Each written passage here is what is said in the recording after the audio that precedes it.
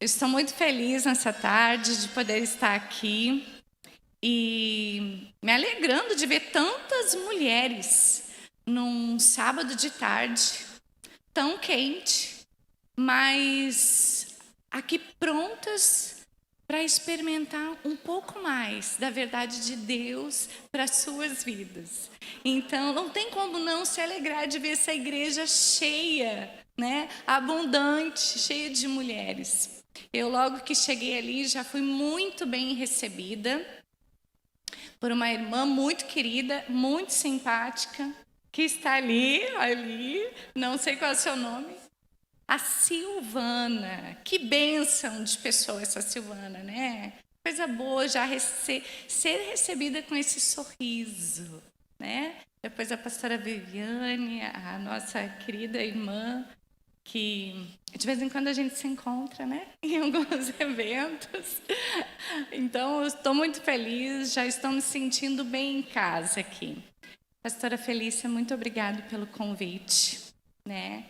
Eu tenho conhecido um pouco mais da pastora Felícia nesses últimos dias, né? Inclusive, eles estiveram lá no nosso aniversário de 35 anos da Igreja de Cachoeirinha, com a sua filha Carol, né? E a minha filha te amou, Carol.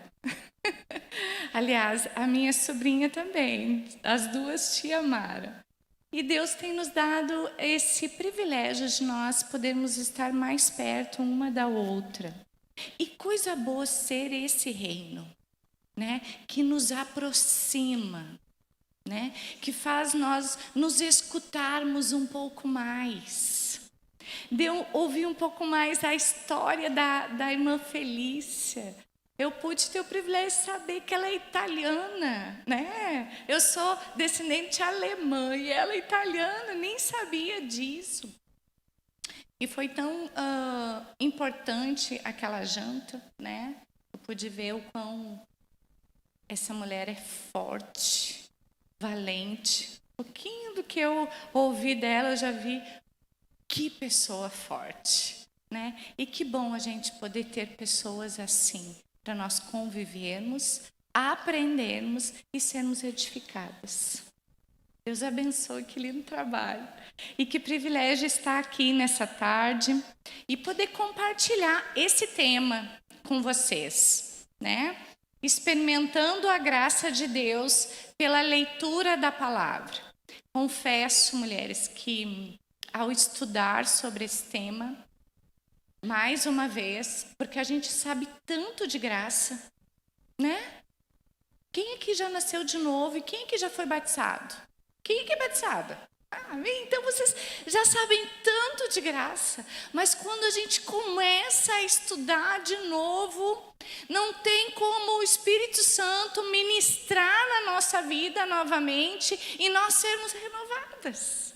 Né? Então, enquanto eu lia sobre esse tema, eu não pude deixar de chorar de novo, agradecer de novo, Senhor, muito obrigado pelo teu amor por mim, né? Porque é sempre bom rever o sacrifício que Jesus fez por nós na cruz. Esse tema, irmãs, é um tema que vai falar sobre a macrovisão bíblica. Porque graça existe de Gênesis a Apocalipse. É a macrovisão. Tudo vai falar de graça. Desde o Éden. Olha só o texto que eu quero ler com vocês, que está lá.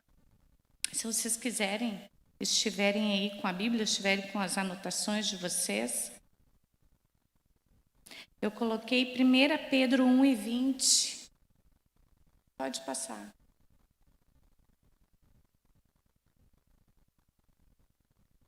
Pode passar o próximo slide.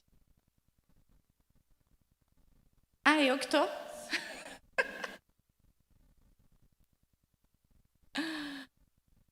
Tá ali, ó. Conhecido de fato antes da criação do mundo, porém revelado nestes últimos tempos em vosso favor.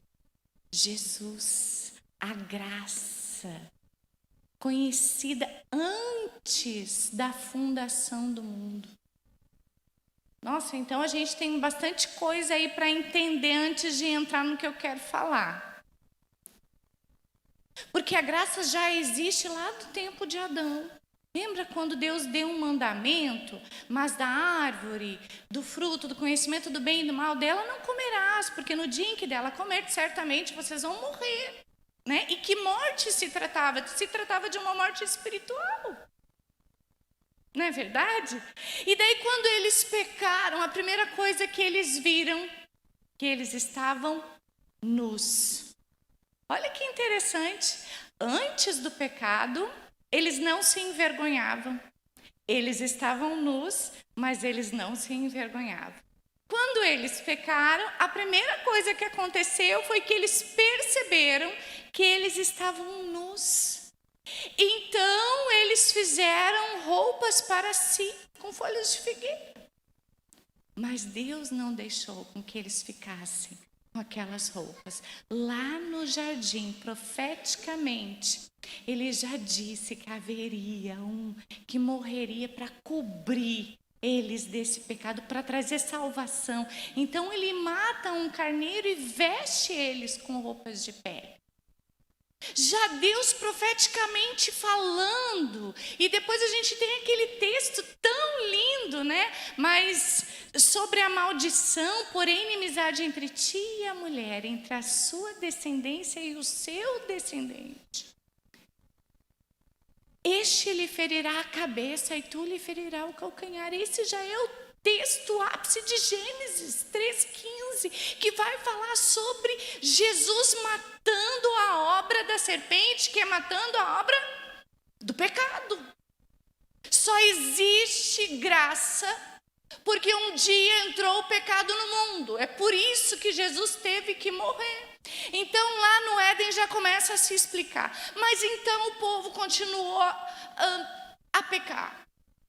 Nós somos descendentes de Adão. Quando Deus criou o homem e a mulher, ele disse assim: agora vocês se multipliquem, sem ter pecado. Agora com o pecado, eles continuaram se multiplicando. Então nós somos descendentes dessa matriz pecadora. Todos pecaram e destituídos estão da graça de Deus, da glória de Deus. Todos nós pecamos. Lá no Éden, Deus já disse: olha, eu vou matar esse maldito pecado. Eu vou pisar na cabeça da serpente com essa obra que começou aí no Éden. E a humanidade começou a pecar. Continuou pecando. O pecado foi tanto que Deus se arrependeu de ter feito o homem. Mas existiu um justo. E a Bíblia diz que Noé achou graça diante dos olhos de Deus. Noé achou graça. Lá em Gênesis 6:8. Vão anotando aí os textos, tá? Que eu tô, porque eu não coloquei todos na lâmina ali, mas vocês depois podem ler em casa. Se vocês quiserem, isso aí entra no plano de salvação, né, pastora? A todo aquele que nasce em Cristo precisa entender isso. Né? Eu gosto de, inclusive, lá em Cachoeirinha, no meu pequeno grupo, se eu percebo que elas ainda não entenderam, eu disse assim: só um pouquinho que nós vamos estudar o plano de salvação. E textinhos bem básicos, todo mundo precisa saber decorado lá. E, então, esse texto, porém Noé achou graça diante dos olhos do Senhor. Aquele povo não alcançou a graça? Aquele povo todo. Não era isso. É que Deus viu que naquele estado o homem não conseguia mais se arrepender. Então começa a segunda tentativa de novo, depois de Noé, para tentar salvar a humanidade. Depois vem Abraão, terceira tentativa, no qual nós somos filhos dele, né? Nós somos, ele é o nosso pai da fé, porque Abraão creu e isso foi lhe imputado por justiça, porque ele obedeceu obedeceu porque ele creu, não porque ele simplesmente cumpriu algo, mas porque ele creu. Lembra quando Deus pediu o filho dele para que ele sacrificasse Isaac? Lembra que ele preparou, estava tudo pronto, o menino ajudando a pegar lenha, até que vem a pergunta do menino: pai, onde está o novilho? Então Abraão responde: Deus proverá. Porque Abraão creu profeticamente. É por isso que ele é o nosso pai da fé.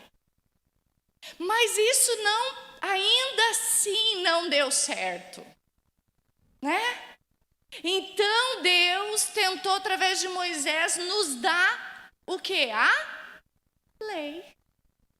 Então, os meus pecados são perdoados através da lei.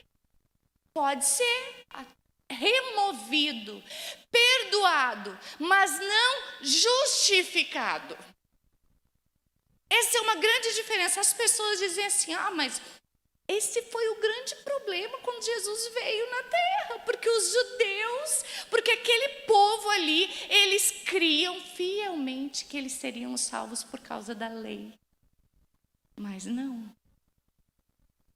Porque a salvação é pela fé, né? Eu preciso crer. Nós somos justificados pela fé.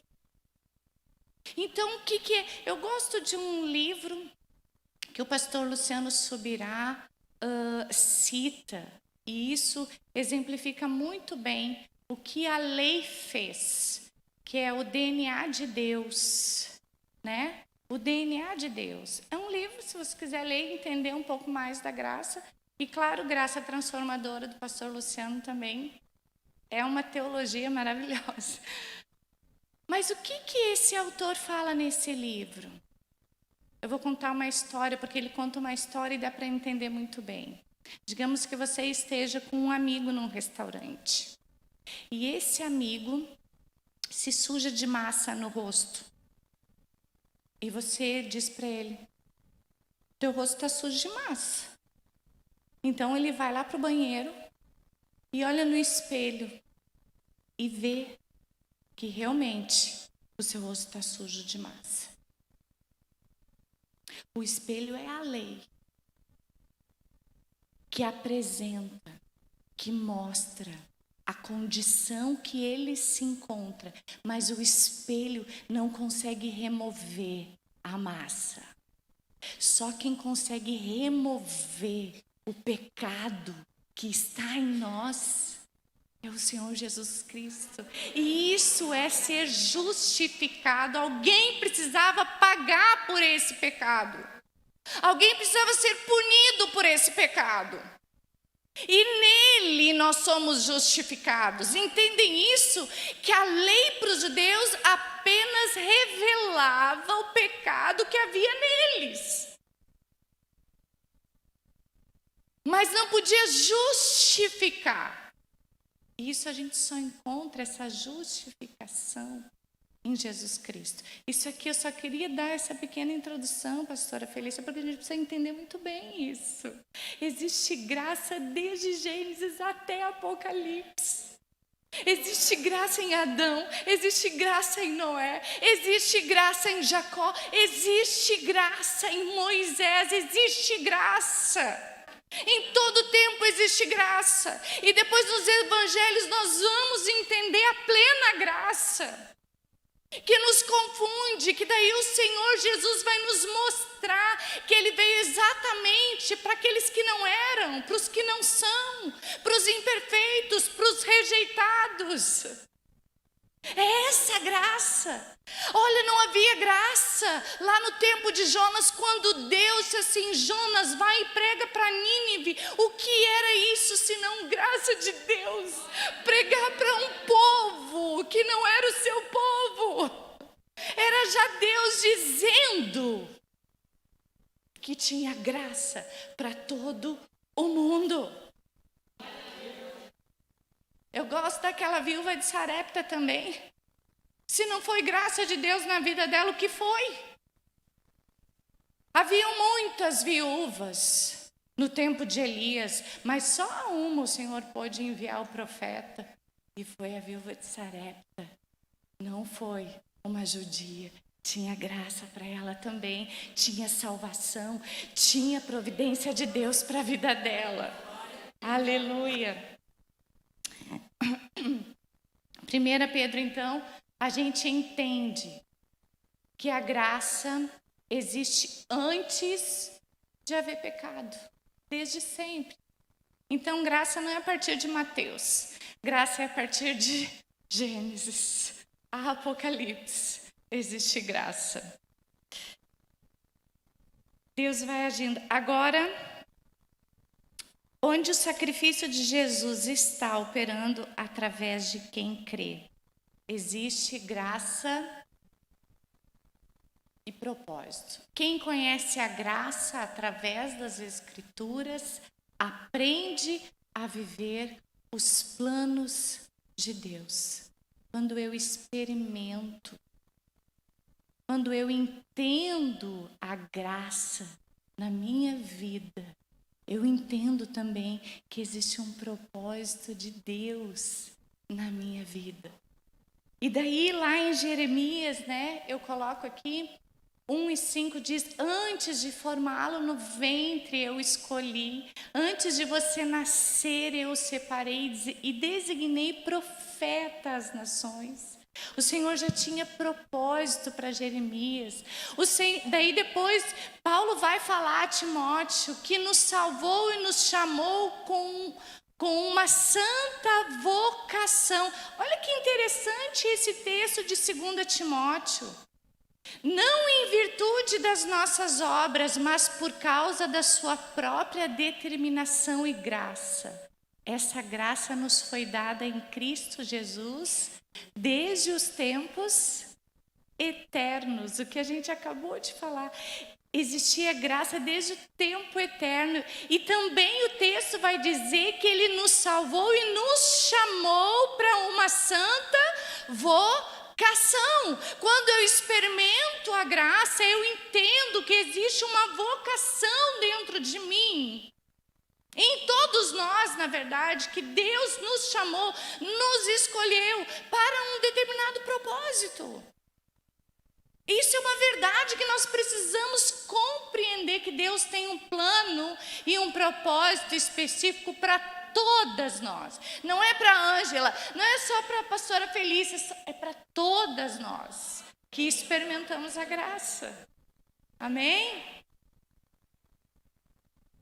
1 Coríntios 1:27, mas Deus escolheu as coisas loucas do mundo para envergonhar os sábios.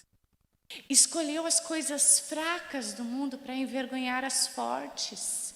Ele escolheu as coisas insignificantes do mundo, as desprezadas e as que nada são, para reduzir a nada as que são, para que ninguém se vanglorie diante deles. Deus confunde. Sabe aquela pessoinha mais que a gente olha, diz assim, coitadinha miserável, Deus veio para ela. Sabe aquela pecadora, que eu quero depois falar um pouquinho sobre isso, sobre mais ou menos pecado. Sabe aquela que a gente olha assim, ai, quanto pecador. Pois é, a graça também veio para ela. E o Senhor tem vocação também para ela. Ele confunde. Sabe aqueles rejeitados, aqueles menos favorecidos, são para esses que o Senhor Deus tem um propósito maravilhoso. E eu gosto da mulher samaritana, porque Jesus vai ao poço. E essa mulher é uma mulher desfavorecida na sociedade, né? Por que ela ia ao poço justamente ao meio-dia? Né? Que a Bíblia fala na 2ª hora, né? Por quê? Porque a 1ª hora é às 9, depois do sol, a 1ª, 2ª hora, meio-dia. 2ª hora, meio-dia, ela ia no poço justamente naquele momento que as outras mulheres não iam no poço buscar água. Por quê? Porque ela não queria ser alvo dos olhares. Ela se via como uma culpada.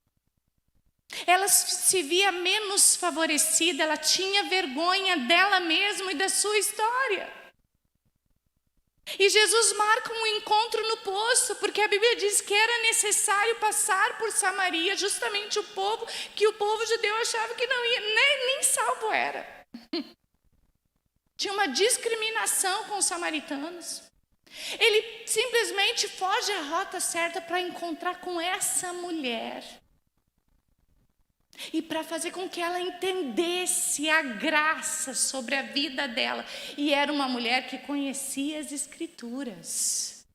Ele chega para ela pedindo água, dá-me de beber. E a mulher logo pergunta, como tu pede água? Para mim, sendo eu uma samaritana e tu um judeu.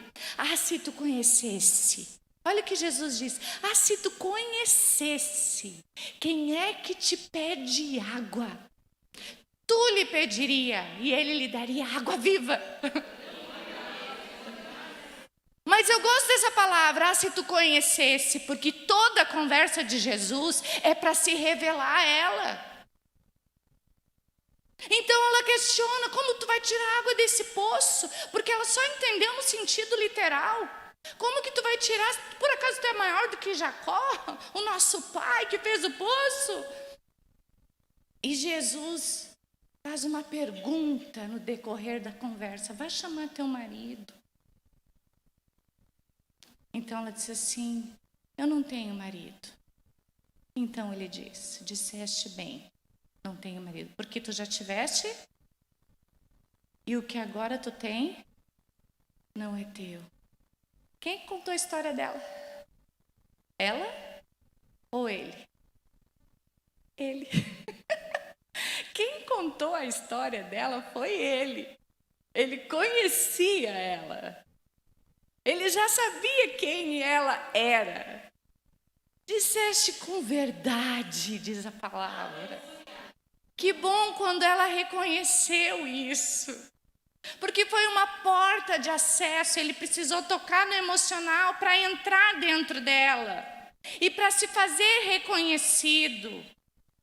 Quando ela percebeu isso, olha só, disse assim, vejo que tu é profeta. Nossos pais, olha como essa mulher conhecia as Escrituras. Nossos pais, uns dizem que a gente deve adorar no monte, outros dizem no templo. Aonde, na verdade, nós devemos adorar? Ele disse assim, nem no monte, nem no templo. Vós adoram o que não conhecem, mas vai vir um tempo que vocês vão adorar aquele que vocês conhecem. E essa adoração, o Pai procura verdadeiros adoradores que o adorem em espírito e em verdade. Quando ele disse isso, ela volta para trás e diz, olha, eu sei que um dia irá vir o Cristo. Como que ela sabe? Porque ela conhecia as Escrituras. Ela já sabia que ia vir o Cristo, o filho de Davi, um redentor que iria salvar o povo. Ela já sabia dessa verdade. Então ela dizia, eu sei que um dia irá vir o Cristo. E quando ela diz isso, ele disse assim, eu o sou. Ele se fez conhecido. Ele conversa com ela a todo momento para se fazer conhecido. Então ele se revela. E o que ela faz? Porque a gente está falando que veio para esses que não são. O que essa mulher faz? Ela larga o seu jarro e sai, e anuncia, e proclama. Existe uma vocação nela. Deus, o próprio Senhor queria desviar ela desse foco, dessa cruz, desse castigo, e levá-la para a sua vocação. Estudando sobre a mulher samaritana, irmãs, a gente vai ver que ela foi uma evangelista. Se a gente for especular em outros livros sobre essa mulher, a gente vai ver que ela foi uma grande evangelista. E a própria Bíblia aponta para isso, porque ela disse assim, ó, venham conhecer aquele que falou tudo ao meu respeito. tudo ao meu respeito. Deus tem um propósito para cada uma de nós. Você crê nisso? Que Deus tem um propósito para a sua vida? Vamos lá. Segundo ponto. Vou tentar passar o segundo mais rapidinho.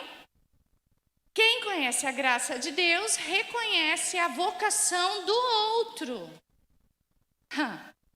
Além de eu ter o meu propósito, eu preciso reconhecer que o outro também tem um propósito.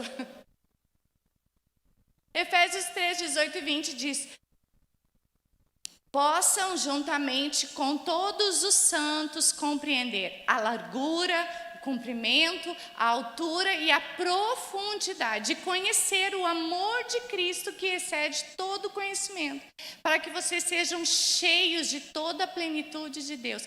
Possam juntamente com todos os santos.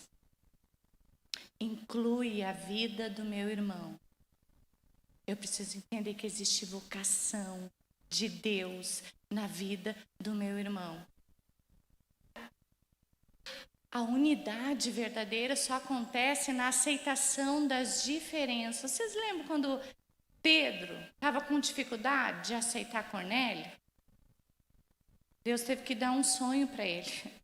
Vai lá para a casa de Cornélio, porque eu tenho salvação para a casa de Cornélio também. Dificuldade de aceitar o povo gentil. Então Deus teve que trazer uma visão para Pedro. Cornélio nem tinha conhecido Jesus ainda, mas as orações dele já eram ouvidas. Eu acho interessante para a gente entender que a graça já existia ali, antes dele conhecer Jesus. Olha lá. A unidade verdadeira só acontece na aceitação. Maria e Isabel, né? Que eu falei lá no nosso retiro de mulheres. Que lindo, porque o próprio anjo, quando diz para Maria e dá a missão para Maria de gerar aquele menino, ele mesmo disse: olha, Isabel, tua parenta também está grávida. Ou seja, deixa a dica, já que não tem Instagram, já que não tem mídia social para te descobrir que ela está grávida, vai lá. Ela é um socorro também para ti. Então ela foi até lá. E quando ela entra dentro da casa de Isabel, o que Isabel diz? Agraciadas, eu não sou digna de receber a mãe do meu Senhor. Uma menina de 14, 15 anos, uma mulher justa, idosa, aceitando a maternidade, a vocação de Maria, aceitando. Que mulher grande é essa Isabel, e cuida dela durante 3 meses. A gente só precisa entender que quando o propósito e a vocação do outro está em ação, ela se completa no meu propósito também. Porque Jesus e João Batista foram cooperadores um do outro nessa missão. Vocês entendem isso? Nós precisamos abençoar a vocação do outro. Ele também foi alcançado pela graça. Vamos lá. 3º ponto. Quem experimenta a graça se torna uma fonte de bênção. A graça de Deus é contrária ao egoísmo. Vamos passar mais rápido aqui. A graça nos coloca na grande comissão. Paulo se diz devedor. O que diz em Romanos 1:14? Alguém poderia ler? Se alguém já tiver com a Bíblia aí mais abertinha.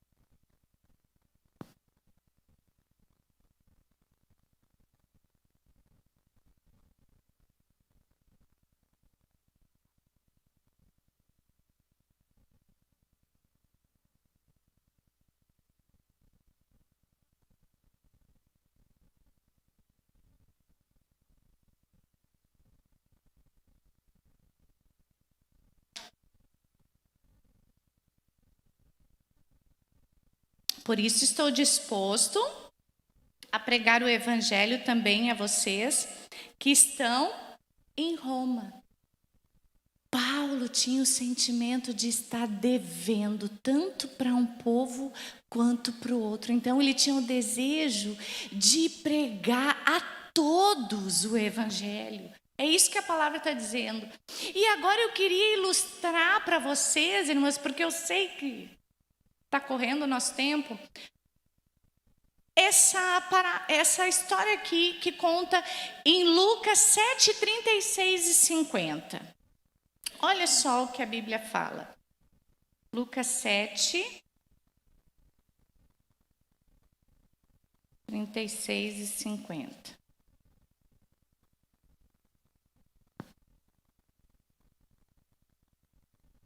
A graça nos coloca na grande comissão.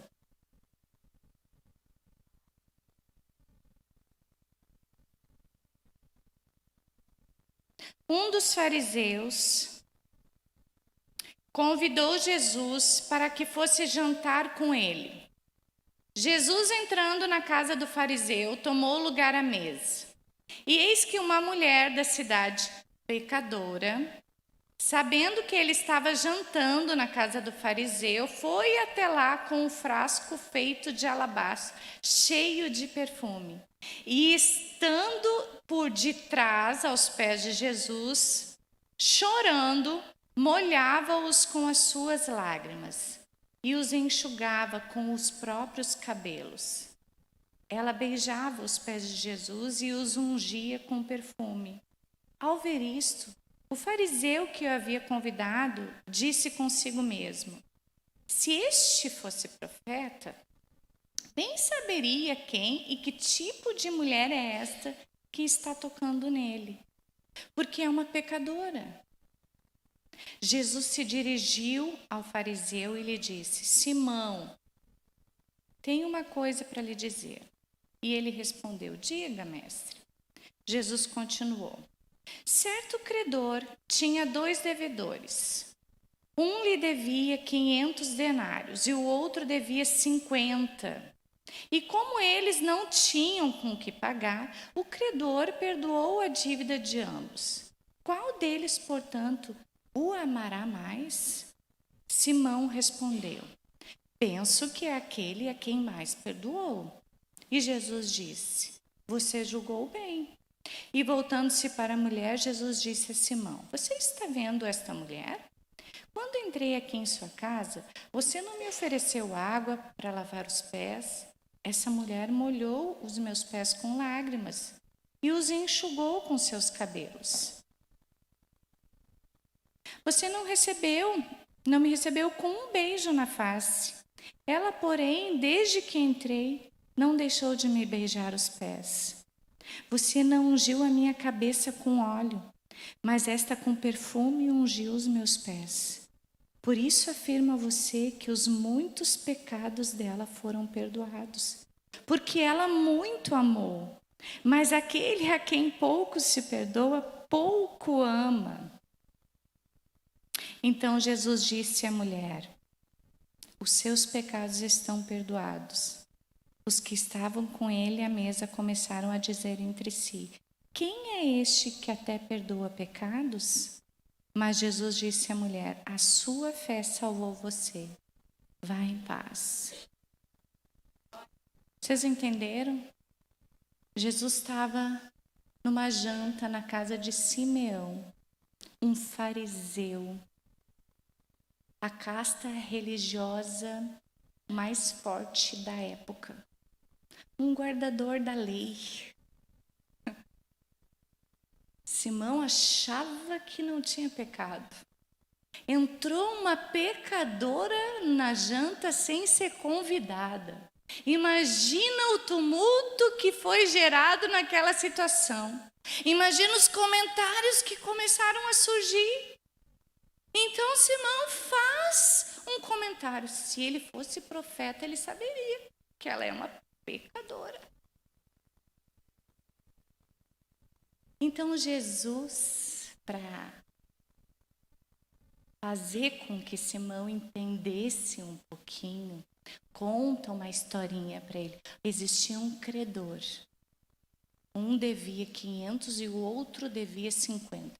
Ou seja, o primeiro devia 10 vezes mais. Mas o credor perdoou os dois. Quem mais amou? Eu creio, Simão respondeu, que foi aquele que tinha uma dívida maior. Disseste bem. Vamos tentar entender. Aquela mulher era vista como uma pecadora. Dava para ver explicitamente. Talvez pela roupa, talvez de conhecer ela na rua. Provavelmente aquela mulher era uma prostituta. Sim ou não? Tudo indica para ele ter chamado de pecadora. Estava explícito o pecado dela. Então essa mulher, ela pode amar mais Jesus do que quem não é uma prostituta, uma pecadora? Não acho justo. Ela pode amar mais Jesus do que eu amo? Não pode ser, Felícia. Ela pode amar mais Jesus do que nós? Não, acho que não foi sobre isso que Jesus queria explicar para Simão. Mas o que Jesus queria explicar para Simão, vamos entender o que Tiago 2, 10 e 11 diz. Pois, olha só, pois qualquer que guarda toda a lei, mas tropeça num só ponto, se torna culpado de toda a lei. Então Simão era um guardador da lei, era um fariseu. Agora Tiago está dizendo que existe lá os 10 mandamentos. Se tu cumpre todos eles, tu não adultera, tu não cobiça, tu não isso, mas tu mata. Tu só mata. Se tu comete um, é como se tu cumprisse toda a lei. Você está pecando 100%. Então, explica aí esse negócio de 550. O que é mais, o que é menos?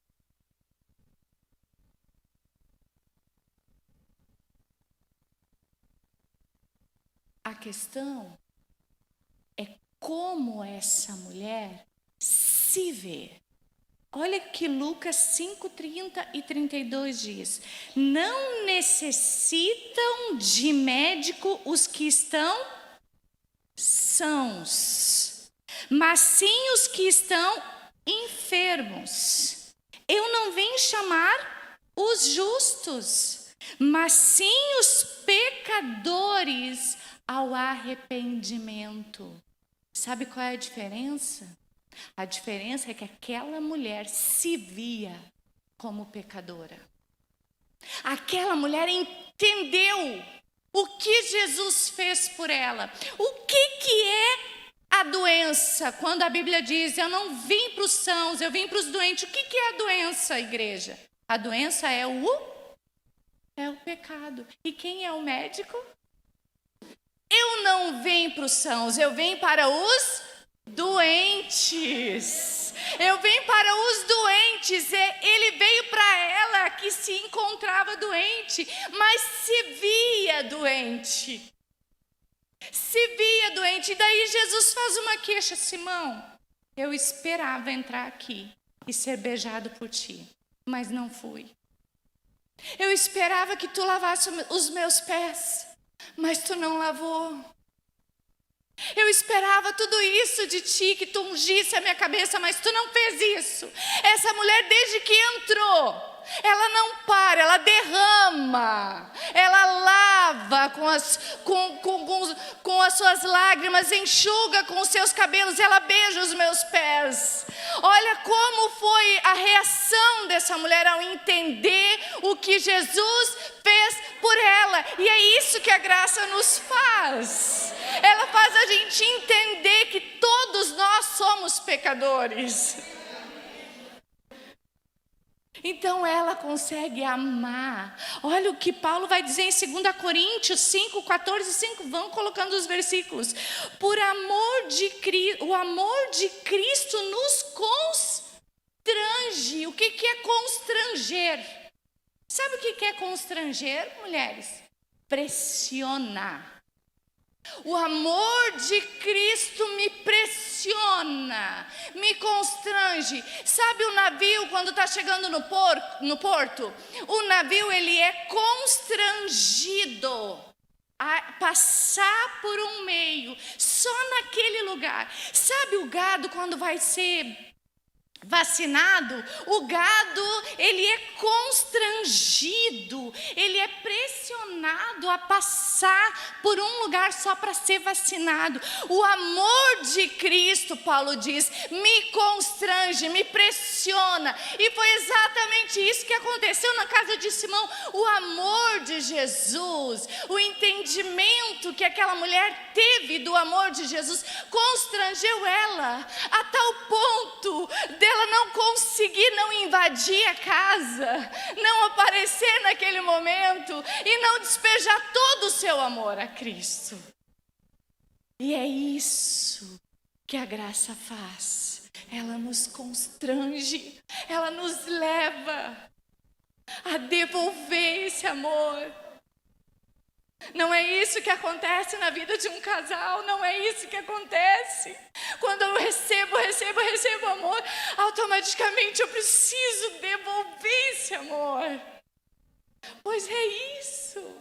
A gente recebe o amor de Jesus, mas ele me constrange. E eu já quero encerrar, mulheres, porque eu sei que tem outra mensagem aí. Eu quero encerrar fazendo a pergunta para vocês. Olha só, o último texto eu quero ler. Se tivesse um teclado, eu agradeceria agora. Ali, Colossenses 1, 13 e 7. O mundo tem sido melhor por você ser filho da graça? Olha só o que o texto de Colossenses 1, 13 e 7 vai nos falar. Vocês podem ler também, se alguém achar antes de mim. Colossenses 1, 13 e 7.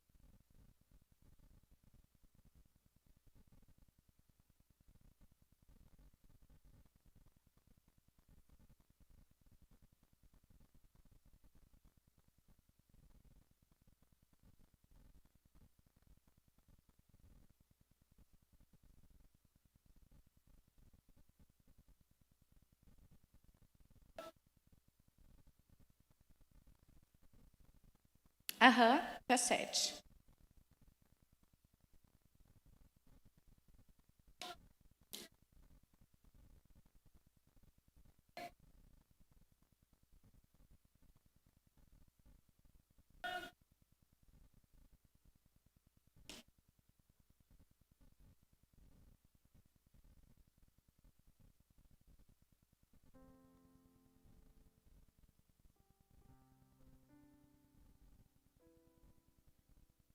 Aleluia. Esse evangelho está produzindo fruto e crescendo em todo o mundo. Anote isso na sua Bíblia. Produzindo fruto. Nós somos alcançados, mas de que forma essa graça realmente tem feito a diferença na nossa vida? O que ela está produzindo? Quando eu entendo essa graça de Deus na minha vida, de que forma isso influencia a minha intimidade com Deus? De que forma isso influencia a minha vida como mulher de Deus dentro da minha casa? De que forma isso influencia eu como esposa do meu marido? De que forma isso influencia eu como mãe? De que forma isso influencia eu como vizinha? De que forma isso influencia na minha vida? Porque ela precisa produzir fruto. O que ela está produzindo? Existe alguma coisa diferente que está acontecendo com a sua vida? Porque você é uma conhecedora da graça? Porque você tem entendimento de que os teus pecados foram perdoados, de que o amor de Jesus entrou na sua vida? Esses dias eu fui convidada a ministrar numa empresa, era Outubro Rosa. E tinha lá umas 12 moças. E eu perguntei para quem me convidou, posso falar da Bíblia? Pode, pastora. Que oportunidade maravilhosa de falar do amor. Porque não existe nada mais curador do que o amor de Jesus. Foi algo tão especial naquele lugar. De que forma o Senhor tem te usado? Essa é a minha pergunta. De que forma a graça tem produzido fruto aonde você está? Lá no seu serviço, com os seus colegas de trabalho, com as pessoas que vocês atendem diariamente. De que forma a graça tem produzido esse efeito? As pessoas têm recebido dessa porção também através da sua vida. Hoje eu quero desafiar vocês a pensarem nisso. O mundo tem sido melhor por você ser um filho da graça? Ontem, os nossos adolescentes estavam num acampa dentro, lá na nossa igreja. Tinha 130 adolescentes dormindo na igreja, fazendo atividade. E uma das atividades antes do acampa dentro era eles escreverem ou eles pensarem alguma palavra e sair na rua e evangelizar qualquer um. A pessoa que Deus dirigisse eles. E eu tô com uma sobrinha minha lá em casa, esses 6 meses. E ela disse assim, tia Ângela, eu vou sair na rua agora. E eu tenho que fazer uma tarefa da gincana. E eu disse assim, o que tu vai fazer? Eu disse assim, eu não sei, eu tenho que evangelizar alguém. Ela disse para mim. Mas ela estava muito nervosa. E já estava escurecendo e eu temi por ela sair na rua naquele horário. Eu disse assim, a tia vai contigo. E fui com ela. Logo a Aurora eu vou junto, né? A Aurora já saiu junto e nós fomos. Eu disse, olha, a gente está passando por um monte de gente. Eu acho que aquelas pessoas ali vão receber o teu convite. Daí ela disse assim, ai, eu tô muito envergonhada, tia. Eu nunca fiz isso. Eu nunca fiz isso. Ela disse assim, Manu, olha só, tu vai dar a melhor mensagem, a mais importante de todas. Não pensa na vergonha, não pensa no que eles podem pensar. Pensa que essa é uma alma que também precisa. A primeira que ela tentou não aceitou. Não deixou nem ela falar. Então ela entrou lá no mercado, tinha um homem encostado. E dela disse assim, eu posso falar com o senhor? Pode. Disse assim, olha só, eu estava na minha casa, eu pedi uma palavra e o senhor me deu esses textos. E um dos textos era, vinde a mim, todos os que estão cansados e sobrecarregados, e eu vos aliviarei. E eu disse assim, eu queria dizer para o senhor que Jesus lhe ama e se importa com a sua vida. E ela disse que o olho dele encheu de lágrima. Vocês entendem isso? Que a gente tem a principal mensagem, tanto naquilo que a gente pode falar, verbalizar, mas como no nosso comportamento, na nossa forma de ser. Será que os teus filhos estão experimentando a graça dentro da sua casa? Será que você tem sido essa mãe que protege, que zela, que ama como o Senhor Jesus o amou? ela precisa ser revelada também dentro das nossas casas. Aliás, esse é o primeiro lugar que ela deve ser revelada. Vamos ficar de pé? Vamos ficar de pé?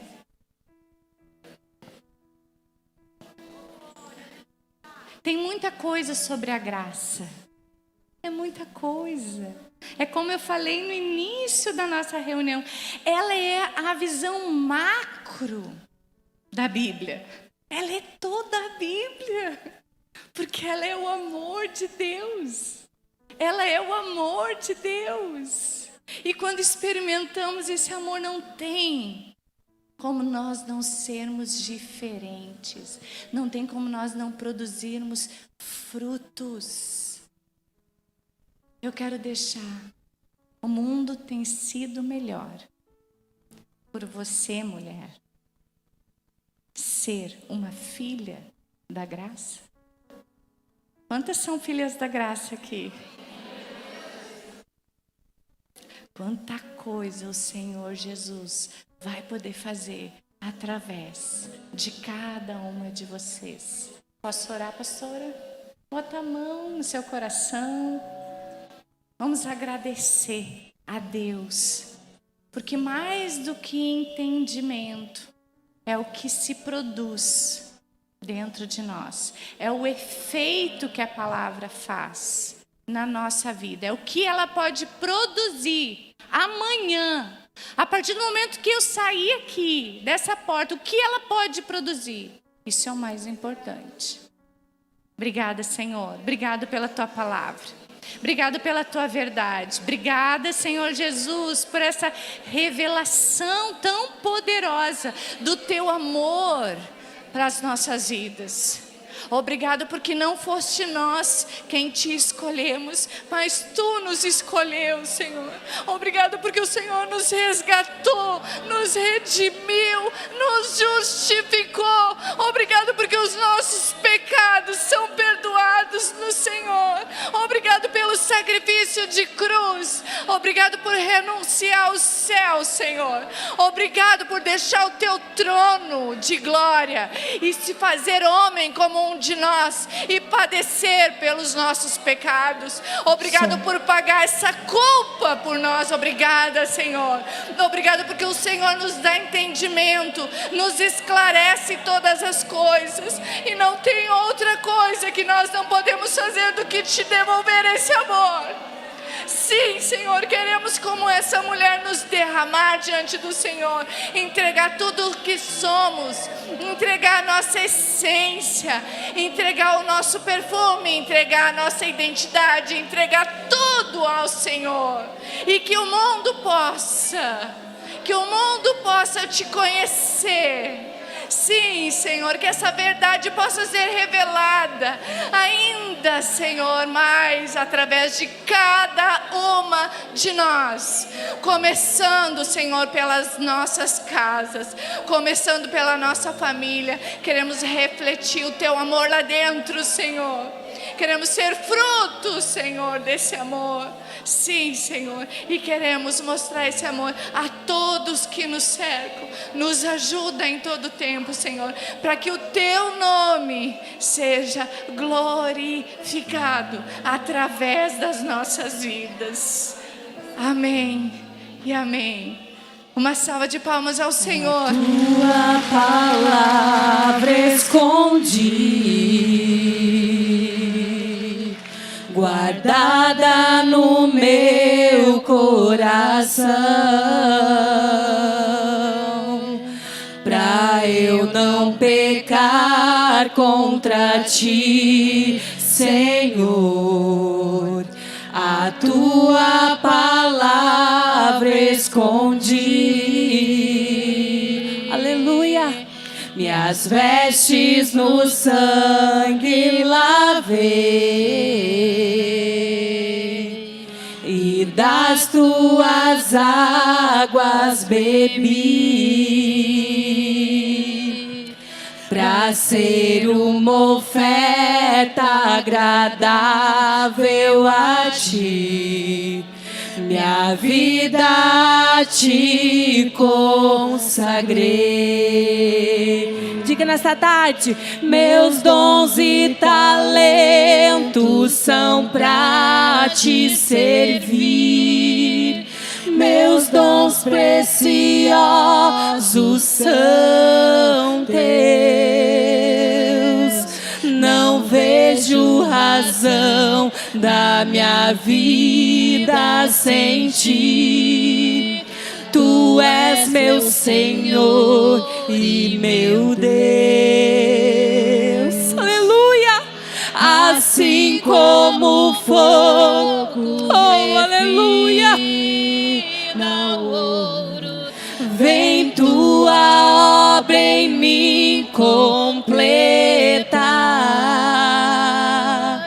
até que o mundo possa ver tua glória em meu rosto brilhar.